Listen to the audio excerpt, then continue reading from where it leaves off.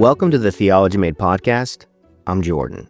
In today's episode, we're going to look at how the right side of history is a biblical concept. You've heard the phrase, probably used it, the right side of history. Everyone uses it. Politicians, activists, corporations, churches. It sounds great, it makes sense, but no one ever explains it. That phrase only makes sense if the Bible is true. When someone says the right side of history, they're assuming three things. History has a direction, history has a moral standard, history will eventually judge us. And that feels obvious to most people today. But it shouldn't, because for most of human history, no one believed this. In the ancient world, history wasn't going anywhere. It was something you endured, not a story with a hopeful destination. Most cultures understood time in one of two basic ways. The first was cycles. History repeats, civilizations rise, they fracture, they fall, then it all starts again. And this way of thinking shows up all over the ancient world. In Hindu thought, time moves through endless ages, where creation, decay, destruction, and rebirth repeat without end. Nothing is finally healed, nothing is permanently fixed. Greek thinkers weren't far off. Heraclitus saw reality as constant motion. Everything changing, nothing lasting. You never step in the same river twice. Plato treated time as a shadow of something eternal, not a path towards fulfillment. The Stoics even believed the universe would burn itself down and start over, repeating the same events again and again.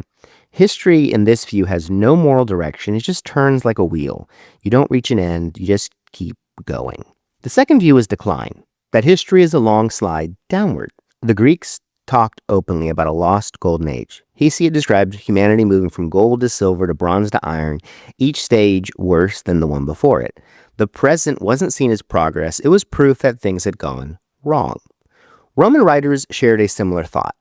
As Rome grew more powerful, they believed it grew more corrupt. Wealth weakened virtue, success bred decay. History didn't make people better, it exposed how easily they broke.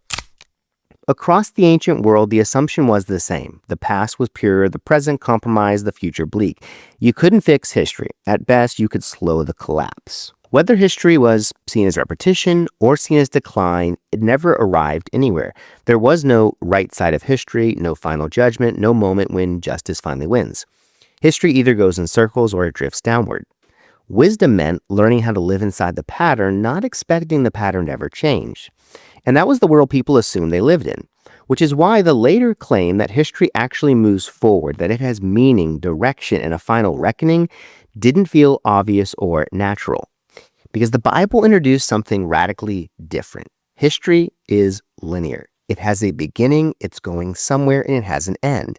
In the beginning means time itself is created.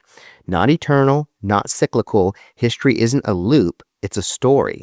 And from the start, Scripture moves forward through promise. God speaks, and generations live towards fulfillment. Creation, fall, redemption, restoration. The meaning of events isn't found by looking backward to some golden age, but forward to what God has said he'll do. The prophets in the Bible, they don't preach nostalgia or returning to the past. They preach expectation. Justice is coming. Restoration is coming. Resurrection is coming. The future, not the past, carries the weight. And at the end of the story, history isn't remembered by the winners. It's judged. Not by emperors, not by those in power, not by those who get to write the headlines, but by God. And that's where the idea of a right side of history comes from. Not progress, but from judgment. And so when someone says, I want to be on the right side of history, they're really saying, history will evaluate us, actions will be weighed, justice will be revealed. That's not a scientific or a neutral belief. It's an eschatological belief. It assumes a future reckoning, and that assumption, well, that didn't come from the Enlightenment philosophy. It came from the Bible.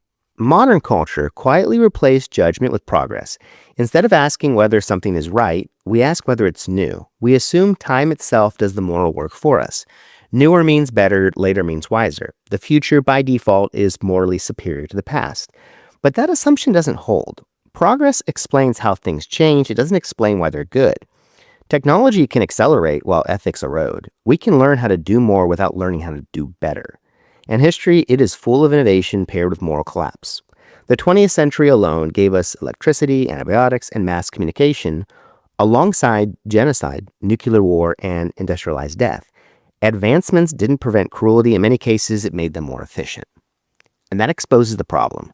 Progress, yeah, it has direction, but no destination. It moves, but it doesn't judge. It can tell you what comes next, but not what ought to come next. For history to bend towards good, something outside of history has to define what good actually is and bend it. Otherwise, the future isn't better because it's right, it's just better because it won. And the phrase only works if justice is real. If history has no final justice, then the phrase the right side of history is meaningless. It's just majority opinion, whoever wins, and whoever gets to write the last textbooks. Without ultimate judgment, there is no right side, only the loudest or strongest one. The phrase secretly assumes that injustice will not get the last word, and that assumption is biblical. So why does secular culture keep using it anyway? Because even when people reject Christianity, they still talk like the Bible's right about time. They believe injustice should be exposed, evil named, history should mean something. They want moral accountability without a moral accountant. So the language stays even when theology fades. And this isn't about mocking anyone. You don't have to be a Christian to want to be on the right side of history.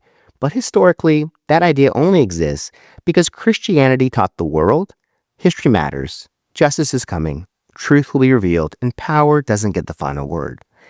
That can't be defended through secular optimism, but it can be shown in biblical hope. Thanks for listening to the Theology Made Podcast. If you found this helpful, like and subscribe on whatever channel you're listening on.